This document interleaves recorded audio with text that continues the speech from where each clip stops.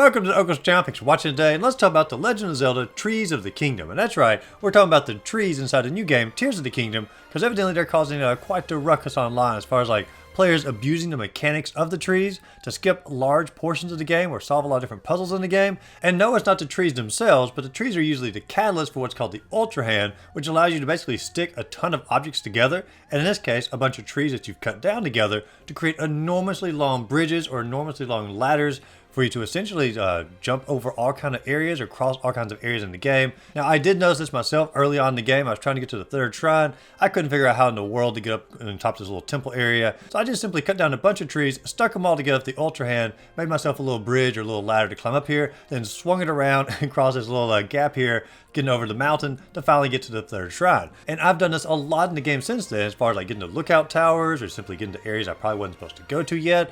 Man, I just love building these giant bridges to get to these areas. And I sort of felt like I was the only one because it wasn't the way the game intended for you to play it. However, I came across a news article from Polygon, and evidently this is a huge thing that's been going around on TikTok lately of people recording their massive bridges, breaking the laws of gravity or breaking the laws of physics here, and just simply swinging these bridges around and getting to areas they shouldn't get to in the game as of yet. And so we're just going to take a look at a few of them here and sort of go through them. And of course, if you're wondering which TikTok people these are pulled from, it'll show it on the screen here as well, so if you want to check out their individual TikToks. But this is a great little article written up here. It really sort of basically put a bunch of them together. And our first one here comes to us from Video Game Trailers. And instead of doing trees, they've actually done doors, and they've just accumulated doors all across the landscape and created what I consider one of the largest bridges I've ever seen inside the game.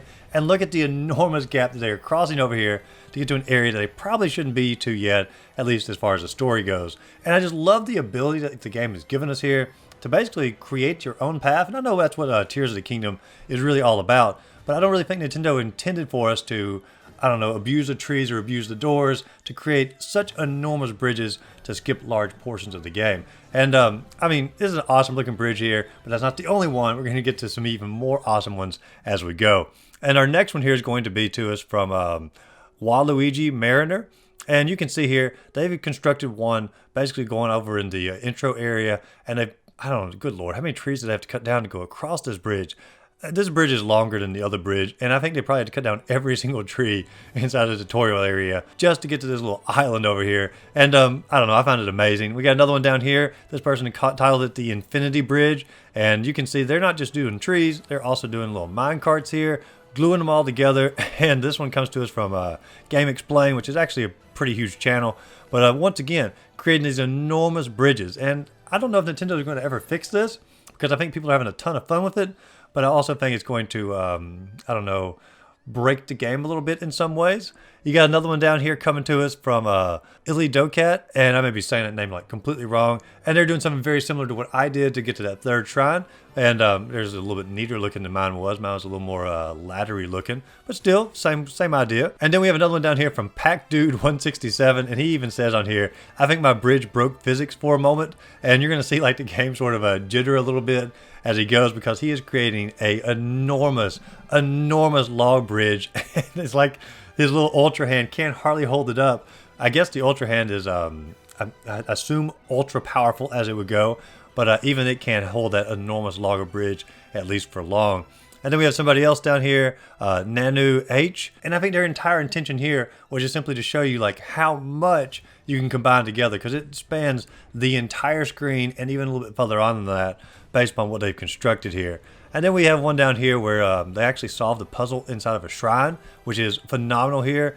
Y0, it's TR0. Once again, I'm butchering names here. But they've actually got the little ball attached to an enormous little bridge here, and they're actually taking the bridge all the way to the edge and pushing it into the little button to complete the shrine. And all they had to do is simply get the ball over there.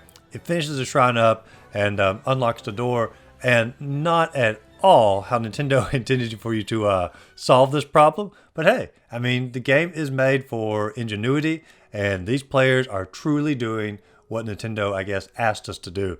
And so there's so many different examples out there. These are the ones that are just simply brought up in the Polygon article here. But I absolutely love that people are taking the trees inside the game, the bridges inside the game, the mine carts inside the game, sticking them all together with the Ultra Hand, and essentially finding their own way to jump gaps through the game and just finish the game in their own unique way.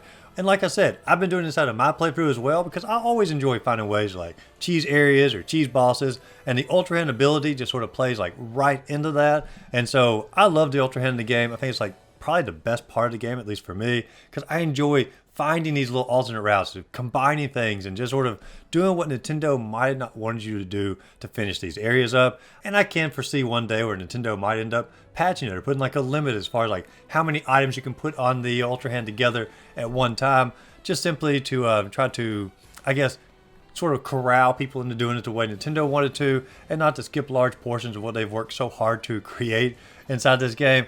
But at the same time, that's going to take away a lot of the fun in the game, because like I said, the Ultrahand is probably the best part of the game to me thus far. I've not even come close to finishing the game, but I've had a lot of fun with the Ultrahand, at least through the areas I've gotten through. But what are your all thoughts? Have you enjoyed the Ultrahand inside the game? Have you combined a variety of different materials to create enormously long bridges? Let me know in the comments down below areas that you've possibly skipped. If you're using these bridges, if you think it's cheating to use the bridges, let me know down below. And as always, if you enjoyed the video, be sure to like and subscribe to the channel. Check out my other videos listed up above. And as always, go out there, find a great game to play. Just simply have a great rest of the day.